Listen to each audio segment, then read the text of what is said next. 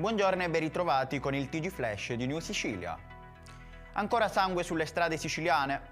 In mattinata un incidente mortale si è verificato a Palermo, mentre un altro ha avuto luogo ad Aci Trezza, con un ciclista che probabilmente è stato colto da un infarto fulminante. La Polizia di Stato di Enna ha arrestato un uomo per associazione mafiosa e tentata estorsione. Lo stesso soggetto figurava già nell'operazione Ottagono del 2018.